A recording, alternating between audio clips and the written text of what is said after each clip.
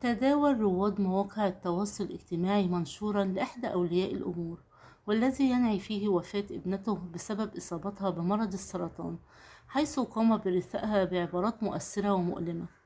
وقال والد الفتاة ويدعى محمد رجب على حسابه الرسمي على الفيسبوك: الدعوة عامة لفرح بنتي وفلذة كبدي. شروق بعد صلاة الظهر من الجامع من مسجد البقلي. إنا لله وإنا إليه راجعون. توفيت ابنتي شروق إثر إصابتها بمرض السرطان. كشفت أسرة الراحلة شروق تفاصيل قصة مرضها ورحلتها في الحياة، موضحة إن شروق توفيت بسبب توقف عضلة القلب، مما أدى لحدوث مضاعفات نتيجة إصابتها بمرض سرطان الدم.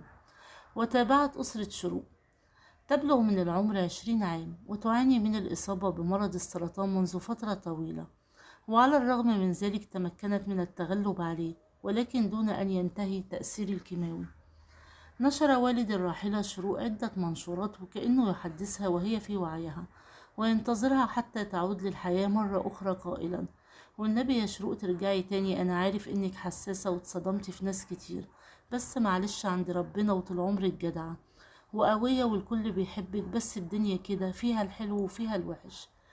وتابع والدها: انت انسانة مؤمنة وعارفة ربنا وهو بيحبك، انا عارف انك مظلومة من الناس ومش متربية على الغلط ونفسيتك تعبت من الحسد والحقد، وده اللي قضى عليكي. انا عارف انك استحملتي كتير من الضغوط وقلة الاصل، بس ده قدرنا.